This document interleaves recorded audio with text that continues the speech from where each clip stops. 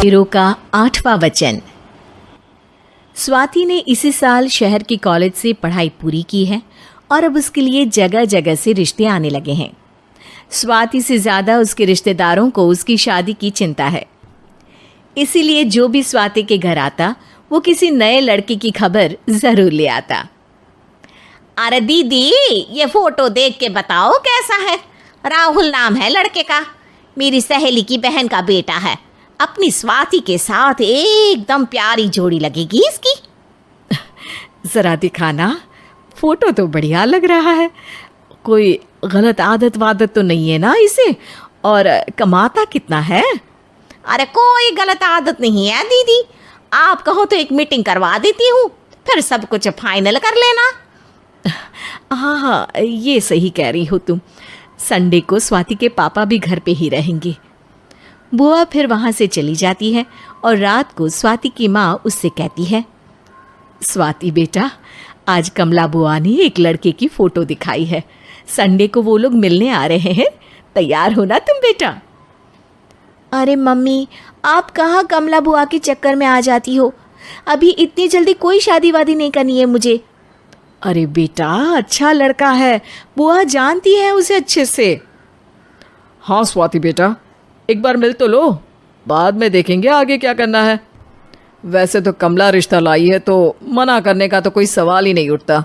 Sunday की सुबह होती है और कमला बुआ राहुल और उसके मम्मी पापा को लेकर स्वाति के घर आती है। अरे आइए आइए भाभी, इसे अपना ही घर समझिए, इनसे मिलिए। ये मेरे भैया और ये मेरी भाभी हैं। नमस्ते भाभी जी, ये है हमारा लड़का राहुल, सरकारी नौकरी की तैयारी कर रहा है ये। वैसे आपकी बेटी कहाँ है?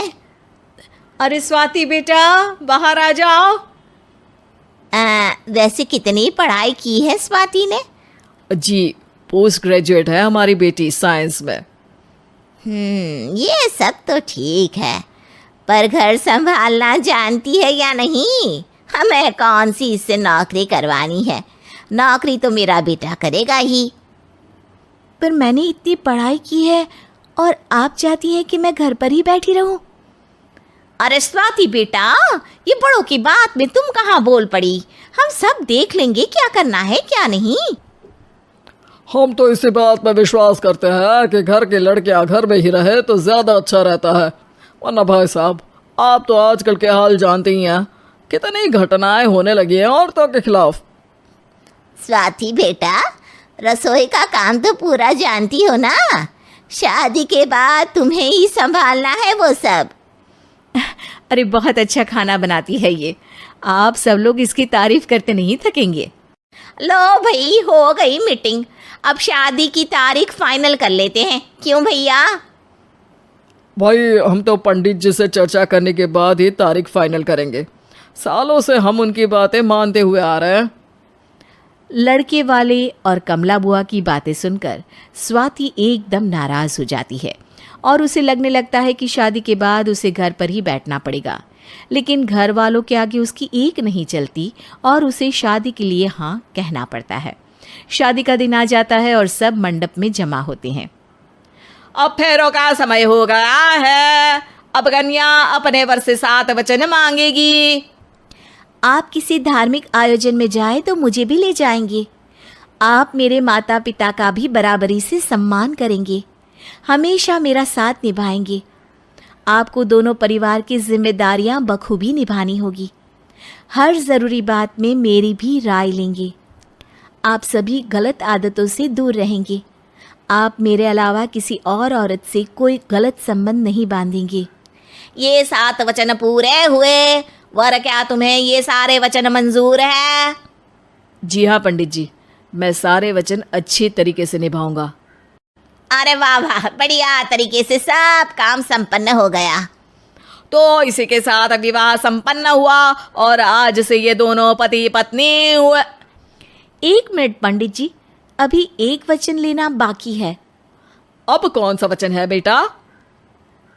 मैं अब हमेशा के लिए किसी दूसरे घर में जाने वाली हूँ, तो पति के अलावा मैं अपने सास ससुर से भी एक वचन लेना चाहूँगी। अब कहो बेटी। मैं ये चाहती हूँ कि मुझ पर किसी बात की कोई पाबंदी नहीं लगाई जाएगी। मुझे सब कुछ करने की आज़ादी होगी और मैं भी विश्वास दिलाती हूँ कि मैं एक अच्छी बहू बन के दिखाऊंगी। स्वाति की बात सुनकर उसके सास ससुर एकदम चौंक जाते हैं और कुछ बोल नहीं पाते कि उतने में कमला बुआ बोल पड़ती है। अरे बेटा, ये भी कोई कहने की बात है? रानी बन के रहोगी तुम तो। वचन देने से पहले सोच लीजिए, क्योंकि शास्त्रों में वचन ना निभाने वालों के लिए नरक से भी बदतर सजा लिखी है। स्वाति की चालाकी से वहां मौजूद सब लोग प्रभावित हो जाते हैं और लोगों में बदनामी ना हो जाए, इस कारण स्वाति के सास ससुर को उसे वचन देना पड़ता है। अरे कैसी अपशकुन वाली बातें कर रहे हैं आप पंडित जी? हमें मंजूर है बेटा तुम्हारी शर्त। स्वाति अपनी समझदारी से अपनी बात अपने ससुराल वालों से मनवा लेती है और खुशी खुशी राहुल से शादी कर लेती है। अब से हर शादी में मैं खुद 8 वचन दिलवाऊंगा।